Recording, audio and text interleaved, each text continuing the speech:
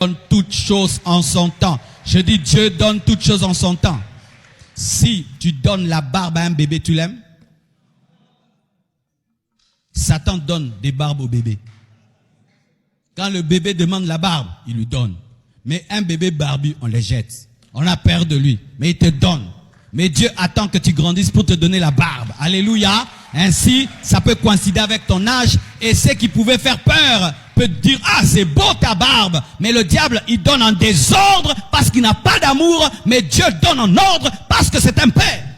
Mais ne dites jamais que le diable donne plus vite que Dieu. Archi faux. Archi faux. Parlons même de ces choses qu'on dit. Non, celui-ci, il a fait une année là-bas, il a eu. Priez pour que votre bénédiction fasse que vous puissiez faire payer des personnes où vous ne serez pas bénis. On ne prie pas pour que Dieu vous donne les moyens pour écraser quelqu'un. Ça, ce n'est pas biblique. On prie pour que Dieu nous donne le bonheur.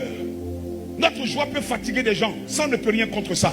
Mais tu ne peux pas dire, Seigneur, bénis-moi pour que ma grande soeur vienne s'agenouiller devant moi. Dieu ne va jamais accepter cela. Non, Seigneur, bénis-moi pour que mon petit frère là, il sache qui je suis. Dieu ne va jamais accepter cela. C'est pourquoi beaucoup de chrétiens ne sont pas bénis. Parce que nous faisons de bonnes prières, mais avec de mauvais projets. Nous faisons de bonnes prières, mais notre cœur cache d'autres projets. Oh Seigneur, élève-moi, mais en vérité c'est pour écraser tes parents. Oh, élève-moi, mais en vérité c'est pour te venger. Dieu ne te permettra pas de vivre ça. Tu pardonnes. Tu pardonnes. Donc le manque de pardon crée quoi? L'amertume. C'est quoi l'amertume? Quand la vie de quelqu'un devient amère. L'amertume, c'est quand ton cœur devient amer. Donc quand l'amertume là rentre en toi là, la Bible dit que ça te prive de grâce. La grâce, c'est ce que tu ne mérites pas, mais que Dieu dit va faire pour que les gens voient ce qu'il peut faire dans ta vie. Toi-même, tu sais d'où tu viens. Tu connais le problème dans ta famille. Mais Dieu dit, parce que tu as donné ta vie à Jésus, lui va faire une grâce dans ta vie. Mais à cause du manque de pardon, la grâce que Dieu fait là, tu ne peux pas prendre. Le manque de pardon, le problème de l'église. Nous sommes là. Nous sommes là ce soir, nous disons Amen. Mais nos cœurs, il y a des gens avec qui tu ne parles pas. Il y a des gens que tu as dépassés en venant au culte. Mais comment veux-tu que Dieu t'exauce? Soyez en paix avec tout le monde. Jésus monte à la croix et il nous dit que le problème de l'humanité, le problème des enfants de Dieu, le problème des chrétiens, c'est le manque de pardon. Tu ne pardonnes pas, tu es chrétien, tu dis que tu as reçu le baptême, tu as reçu Jésus, mais tu ne parles pas à ta collègue au travail. Quel est l'évangile que tu prêches? Quel est l'évangile? Quel est l'évangile? C'est quel évangile tu prêches? Parce que je vous ai prêché ici, la meilleure évangélisation, c'est le Jésus qui t'aime, qui se manifeste dans ta vie. La manière dont tu montres son amour, c'est comme ça que les gens viennent à lui. Ils n'ont pas vu Jésus, mais toi ils te voient. Ils ne savent pas ce qu'il fait, mais toi ils voient ce que tu fais. Donc en fonction de ce que tu fais, ça peut les attirer. Mais pourquoi aujourd'hui beaucoup ne viennent pas à l'église? Parce que nos comportements ne peuvent pas les attirer. On a des comportements qui les découragent. À tel enseigne que quand on tourne le dos, quand on vient à l'église, ils se posent des questions entre eux. Elle va où? C'est dans une église, elle va? Et tu permets même qu'on parle mal de ton église. Et en vérité, ce n'est pas à cause du pasteur. Non. C'est à cause de ton comportement. Les gens ne comprennent pas comment tu peux être chrétien et puis continuer à toujours haïr les gens. Les gens ne comprennent pas comment tu peux être chrétien et puis toujours mélanger les gens. Tu as besoin de que ton cœur s'ouvre parce que quelqu'un t'a fait du mal. Tu as mis la mission en toi de gâter son nom dans le quartier. Mais c'est de la sorcellerie. Sors de là, mon enfant. Dieu est en train de te parler ce soir. Tu es béni depuis des années. Mais le problème, c'est que tu es en train de faire des choses que Dieu ne comprend pas. Change de cœur et commence à pardonner. Le manque de pardon. Ouais. On aime plus, tu seras, tu as déjà été. Mais pourquoi tu n'as pas? Parce que tu ne peux pas prendre. Et pourquoi tu ne peux pas prendre? Parce que ton cœur ne veut pas. Tu applaudis, mais ton cœur est frustré. Tu te dis, moi, l'orgueil a rempli nos cœurs. Non, c'est elle qui m'a fait ça. Écoutez, la première fois où quelqu'un est chrétien, c'est quand il ne regarde pas ce qu'on lui a fait, mais il cherche ce qu'il a pu faire qui a fait qu'on lui a fait ça. Je répète, la chrétienté, ce n'est pas le fait d'accuser les autres, mais de comprendre qu'est-ce que j'ai pu faire pour que les autres me fassent ça. Ça veut dire que dans tout problème, il y a toujours une partie de responsabilité qui t'appartient. Il y a toujours quelque chose que tu as pu faire, que tu as dû dire, qui a provoqué ça. Ou bien ils n'ont pas bien compris, ou bien ça n'a pas été mis à quelque chose. Tu n'es pas 100% propre.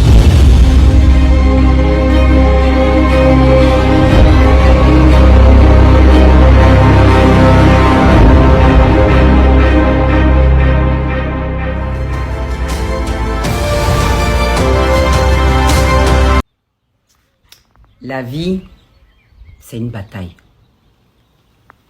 Rien n'est simple. Si tu veux du miel, il faut être prêt à t'attaquer aux abeilles. On va ensemble prier pour inviter Jésus. Si tu veux le recevoir comme ton Seigneur et ton Sauveur, c'est l'occasion. Donne-lui ta vie maintenant. Prions ensemble. Dis avec moi, Seigneur mon Dieu, je sais, je sens que j'ai besoin d'être une nouvelle créature. Ma première nature est dans le péché. Elle est fausse. J'ai essayé, par mes propres efforts, à devenir bien. Mais la nature du mal finit toujours par me vaincre. Et aujourd'hui, j'ai entendu ta parole. Et je crois que tu es mort pour que moi, je sois fils. Tu as crucifié la chair à la croix et tu me donnes la possibilité de naître de nouveau. Jésus, je te reçois dans mon cœur comme mon Seigneur et mon Sauveur. Merci Jésus. Je crois en toi, Seigneur. Efface mes péchés et en Christ, je suis une nouvelle créature. Amen. Amen.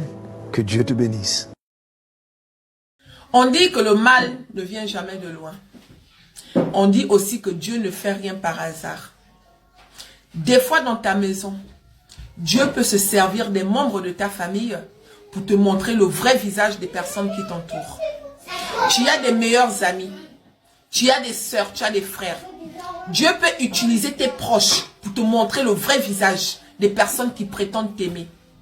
Soyez très intelligents, soyez vigilants. Ne négligez aucun signe. Il va passer par ta mère pour te montrer le vrai visage de ton mari.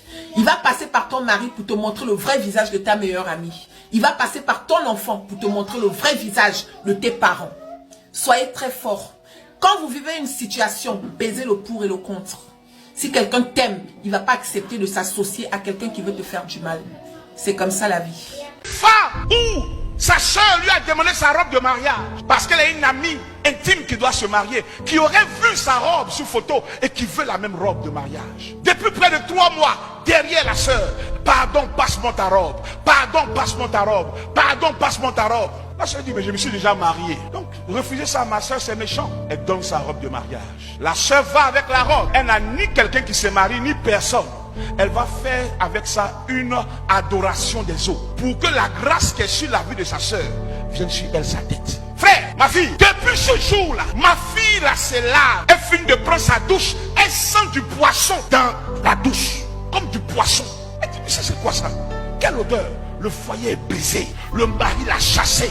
Le mari lui-même, après l'avoir chassé, a perdu son travail.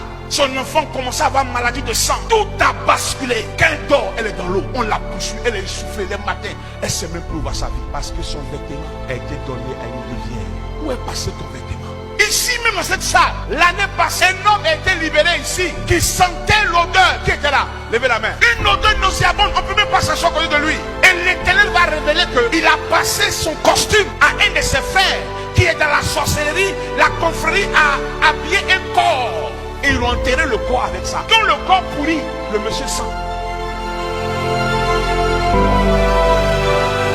Ne te préoccupe pas de qui t'en veut, qu'est-ce qu'ils disent, combien de puissances de ténèbres sont en train de maudire ta vie. Non, il m'a dit, parce que tant que tu montes la garde, tant que le diable n'a pas accès à toi, tant que le prince de ce monde arrive, Jean 14, verset 30, mais qui n'a rien en toi, tant que en toi, il n'y a pas d'amertume, il n'y a que agapé. Il n'y a pas de peur, il n'y a que la foi de Dieu. Il n'y a pas de tristesse, il n'y a que la joie du Seigneur. Il n'y a pas d'impatience, il n'y a que la patience de Dieu. Il n'y a pas de colère, il n'y a que la douceur de Dieu. Tant qu'il n'y a que ça en toi, tant que le dépôt est sécurisé, il m'a dit, tu n'as rien à craindre. Parce qu'à cet instant-là, tu pourras dire, dans Nombre 23, verset 23, l'enchantement ne peut rien contre Jacob, ni la divination contre Israël, au nom de Jésus-Christ. Tant que le diable n'a pas accès à ton cœur, tant que ton cœur et tes pensées sont gardés en Christ Jésus, tu n'as rien à craindre. Alors faites attention, je veux parler principalement premièrement